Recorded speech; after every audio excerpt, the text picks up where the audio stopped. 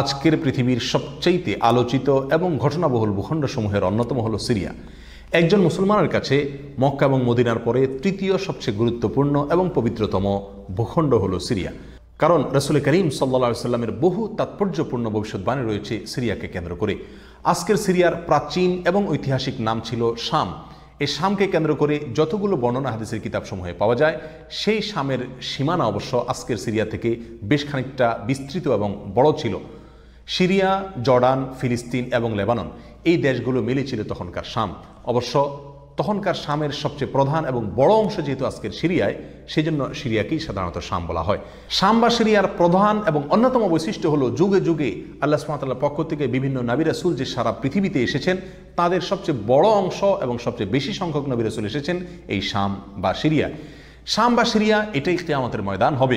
কিয়ামতের দিন লোকেরা এখানেই সমবেত হতে থাকবে। এর বাইরেও শাম বা সিরিয়া প্রসঙ্গে রাসূল করিম সাল্লাল্লাহু আলাইহি ওয়াসাল্লামের আরও অনেক গুরুত্বপূর্ণ মন্তব্য এবং বক্তব্য রয়েছে। সামান্য কয়েকটি বক্তব্য আজ আপনাদের সম্মুখে আমরা পেশ করতে চাই। তার মধ্যে এক নম্বর হলো সহিহ বুখারীতে বর্ণিত হয়েছে, নবী আলাইহিস সালাতু ওয়াস সালাম বলেছেন, লা তাযালু তায়ফাতুম মিন উম্মতি মানসুরিন লা ইয়াদুররুহুম মান খাযালাহুম হাত্তা তাকুমাস সাআ। অর্থাৎ আমার উম্মতের মধ্যে একটা বিশেষ শ্রেণী, বিশেষ কিছু লোক থাকবে, একটা দল থাকবে যারা সত্যের পক্ষে লড়াই করতে থাকবে, আল্লাহর সাহায্য তাদের সঙ্গে থাকবে এবং তারা এই সত্যের পক্ষের লড়াইকে অব্যাহত রাখবে কিয়ামত কায়েম হওয়া পর্যন্ত। তাদেরকে যারা পর্যদস্ত করতে চায়, অপমান করতে চায়, ক্ষতি করতে চায়, তাদের কেউই তাদের কোনো ক্ষতি করতে পারবে না। এ হাদিসে নবী আলাইহিস সালাম যে দলটির কথা বলেছেন, যারা সাহায্য প্রাপ্ত হবেন আল্লাহর পক্ষ থেকে এবং যারা অটল অবিচল থাকবেন সত্যের উপরে কিয়ামত পর্যন্ত, যাদেরকে কেউ অপদস্থ করতে পারবে না, সেই দলটি কারা এবং তাদের অবস্থান কোথায় হবে, এই প্রসঙ্গে সহিহ বুখারীতে নবী আলাইহিস সালামের একাধিক সাহাবায়ে কেরামের মন্তব্য রয়েছে, যারা বলেছেন যে এখানে যে দলটির কথা বলা হয়েছে তারা হলেন সিরিয়ায় অবস্থানকারী হবেন এবং এটা হবে কিয়ামতের ঠিক আগ মুহূর্তে। তাবরানীর এক বর্ণনা, নবী আলাইহিস সালাম নিজেও বলেছেন আল্লাহর সাহায্যপ্রাপ্ত সেই দলটি থাকবে সিরিয়ায় বা শামে। সিরিয়া প্রসঙ্গে দ্বিতীয় হাদিসটি বর্ণিত হয়েছে সহিহ বুখারীতে। বিখ্যাত সাহাবী আব্দুল্লাহ ইবনে ওমর রাদিয়াল্লাহু তাআলা আনহু বলেছেন, রাসূল করিম সাল্লাল্লাহু আলাইহি ওয়াসাল্লাম ইরশাদ করেছেন, আল্লাহুম্মা বারিক লানা ফি শামিনা ওয়াফি ইয়ামানিনা, অর্থাৎ আল্লাহ আমাদের সিরিয়ায়, আমাদের ইয়ামানে আপনি বরকত দান করুন। এই কথা বলার পরে উপস্থিত লোকেরা বলল, ইয়া রাসূলুল্লাহ ওয়াফি নাজদিনা, আমাদের নজদেও আল্লাহ বরকত দান করুন, সেই দোয়া করুন আপনি। নবী আলাইহিস সালাম তাদের কথায় কর্ণপাত না করে আবারও বললেন, আল্লাহুম্মা বারিক লানা ফি শামিনা ওয়াফি ইয়ামানিনা। লোকেরা আবারও বললেন ওয়াফি নাজদিনা, আমাদের নজদেও। নবী আলাইহিস সালাম তখনও একই কথার পুনরাবৃত্তি করলেন এবং পরিশেষে বললেন, নাজদ সেই জায়গায় তো ফিতনা ফাসাদ হবে, সেখানে তো হত্যা, মারামারি, খুনাখুনি হবে, সেখানে তো ভূমিকম্প দেখা দিবে এবং সেখান থেকে তো শয়তানের শিং উত্থিত হবে, সেখান থেকে তো শয়তানের শিংয়ের আবির্ভাব ঘটবে, বের হবে। এখানে নাজদ বলতে কোন এলাকাকে বোঝানো হয়েছে, এই প্রসঙ্গে মুহাদ্দিসিনে কেরামের বেশিরভাগের মন্তব্য হলো নাজদ বলতে ইরাককে বোঝানো হয়েছে। নাজদ বলা হয় উঁচু অঞ্চলকে, আরবের বিভিন্ন অঞ্চলকে নাজদ বলা হয়।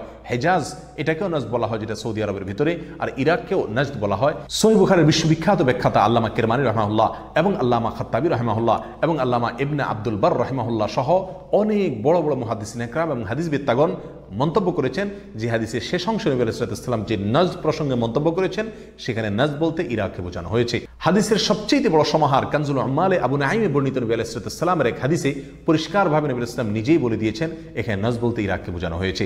যাই হোক, এই হাদিস থেকে আমরা বুঝতে পারলাম বরকত নবী আলাইহিস সালাম চেয়েছেন আল্লাহর কাছ থেকে এই শাম বা সিরিয়ার জন্য।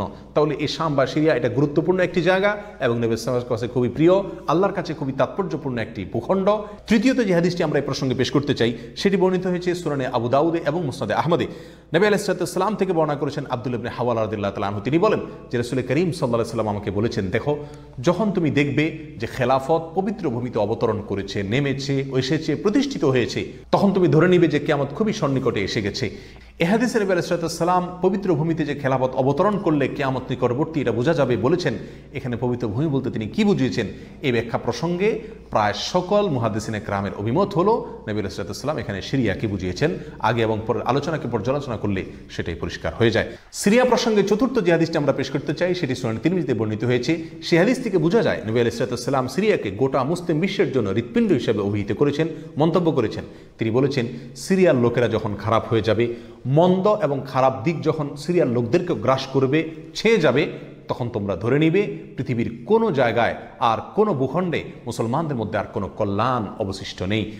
অর্থাৎ হৃৎপিণ্ডের মতো সিরিয়ার মানুষের মধ্যে যখন পচন ধরবে তখন গোটা দেহে, গোটা মুসলিম বিশ্বের মধ্যেই পচন তার আগেই ধরে গেছে, এটা পরিষ্কারভাবে বোঝা যাবে। এ হাদিস থেকেও সিরিয়া অত্যন্ত গুরুত্বপূর্ণ ভূখণ্ড, সেটা পরিষ্কারভাবে আমরা বুঝতে পারি। সিরিয়া প্রসঙ্গে 5 নম্বর হাদিসটি বর্ণনা করেছেন আবু হুরায়রা রাদিয়াল্লাহু তাআলা আনহু, আর এটি বর্ণিত হয়েছে সুনান ইবনে মাজাহ। নবী আলাইহিস সালাম বলেছেন, একটা সময় আসবে যখন গোটা বিশ্বে বড় বড় যুদ্ধ বিগ্রহ সংগঠিত হবে, বিশ্বজুড়ে যখন বড় বড় যুদ্ধ দেখা দিবে, তখন মাওয়ালিদের অর্থাৎ নওমুসলিমদের একটি দল আল্লাহর পক্ষে, সত্যের পক্ষে, আল্লাহর দ্বীনের জন্য লড়াই করতে থাকবে এবং তখনকার আধুনিক যত অস্ত্রশস্ত্র এগুলিতে তারা সজ্জিত থাকবেন এবং সত্যের পক্ষে লড়াই করতে থাকবেন।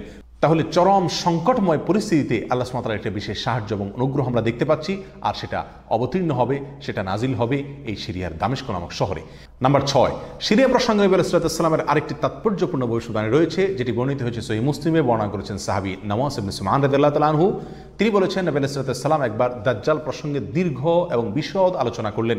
একটা পর্যায়ে এসে তিনি বললেন, কিয়ামতের পূর্বে আল্লাহর নবী ঈসা আলাইহিস সালাম যে আসমান থেকে অবতরণ করবেন পৃথিবীতে, তিনি অবতরণ করবেন মূলত সিরিয়ার দামেস্ক নামক শহরের, বর্তমান যে রাজধানী সেই দামেস্ক শহরের পূর্ব অঞ্চলের একটি উঁচু এবং সাদা মিনারায় তিনি অবতরণ করে দুনিয়াতে আসবেন। এসে সারা পৃথিবী জুড়ে তাণ্ডব চালানো দাজ্জালের বিরুদ্ধে তিনি লড়াই করবেন এবং সিরিয়ার এই লুদ নামক জায়গায় তিনি দাজ্জালকে হত্যা করবেন। একজন মুসলমানের কাছে যে সিরিয়ার ভূখণ্ডটি অত্যন্ত তাৎপর্যপূর্ণ তা পরিষ্কারভাবে হাদিসের মাধ্যমে ফুটে ওঠে। নাম্বার 7, তিরমিজি বর্ণিত এক হাদিসে আসছেন নবী আলাইহিস সালাম ইরশাদ করেছেন, কিয়ামতের পূর্বে ইয়েমেনের হাজরামাউত নামক শহরে সেখানে আগ্নোৎপাত দেখা দিবে, আগ্নেয়গিরি দেখা দিবে এবং সে আগুন মানুষকে ধাওয়া করতে থাকবে। সেই পরিস্থিতি আসলে কিয়ামতের ঠিক পূর্ব মুহূর্তে আমরা কি করব, এই প্রসঙ্গে সাহাবায়ে কেরাম নবী আলাইহিস সালামের কাছে দিক নির্দেশনা চাইলে তিনি বললেন, আলাইকুম বিশাম, তোমরা শাম বা সিরিয়ায় গিয়ে আশ্রয় নিবে। অন্য এক হাদিসে আসছেন নবী আলাইহিস সালাম বলেছেন, একটা সময় আসবে যখন 3টা জায়গায় একসঙ্গে যুদ্ধ চলবে, সিরিয়ায় এবং ইয়েমেনে এবং ইরাকে। একজন সাহাবী প্রশ্ন করলেন, ইয়া রাসূলুল্লাহ, আমাকে ওই সময় আপনি কোন পক্ষের হয়ে লড়াই করার জন্য নির্দেশ করবেন? নবী আলাইহিস সালাম বলেছেন, তুমি শামের হয়ে অর্থাৎ সিরিয়ার হয়ে তুমি লড়াই করবে, আর যদি সিরিয়া হয়ে লড়াই করার সামর্থ্য তোমার না থাকে তাহলে ইয়েমেনের পক্ষ তুমি অবলম্বন করবে। এই হাদিসে একেবারে পরিষ্কারভাবে সিরিয়ার গুরুত্ব এবং তাৎপর্য আমাদের কাছে ফুটিয়ে তুলছে। নাম্বার 8, মুসনাদে আহমদ সহ বহু হাদিসের কিতাবে বর্ণিত হয়েছে, কিয়ামতের পূর্বে যে আগ্নেয়গিরি দেখা যাবে, যে আগ্নোৎপাত দেখা দিবে, সে আগুন মানুষকে ধাওয়া করতে থাকবে এবং সারা পৃথিবীর মানুষকে ধাওয়া করতে করতে করতে একটা জায়গায় একত্রিত করবে, আর সেটি হলো সিরিয়া। নবী আলাইহিস সালামের ভাষায় আরদুল মাহশারি ওয়াল মানশার, অর্থাৎ সিরিয়াই হবে কিয়ামতের ময়দান। কিয়ামতের সময় সারা পৃথিবী থেকে মানুষ সমবেত হয়ে এই সিরিয়াতেই একত্রিত হতে থাকবে। নাম্বার 9, নবী আলাইহিস সালাম আরেক হাদিসে বলেছেন, মালায়েকাতুল্লাহি বাসিদু আজনিহাতাহুম আলা শাম, আল্লাহর ফেরেশতাগণ সিরিয়ার উপরে তাদের ডানাকে ছেয়ে আছেন অথবা ছেয়ে থাকবেন। এই হাদিস থেকেও শাম বা সিরিয়ার গুরুত্ব করে পরিষ্কারভাবে ফুটে ওঠে। নাম্বার 10, এক হাদিসে আসছেন নবী আলাইহিস সালাম তার এক স্বপ্নের বিবরণ দিতে গিয়ে বলছেন যে, আমি একবার শুয়েছিলাম, দেখলাম আমার মাথার নিচ থেকে আল্লাহর কিতাবকে ছিনিয়ে নিয়ে যাওয়া হলো এবং সেটাকে যখন নিয়ে যাওয়া হচ্ছে আমি তাকিয়ে থাকলাম কোথায় নিয়ে যাওয়া হচ্ছে। দেখলাম যে একটা আলোক রশ্মি চলে যাচ্ছে এবং যেতে যেতে সিরিয়ার ভূমি পর্যন্ত সেটা চলে গেল এবং সেখানে গিয়ে অবতরণ করলো। এরপর নবী আলাইহিস সালাম বললেন, আলা ইন্নাল ঈমানা ইযা ওয়াকাআত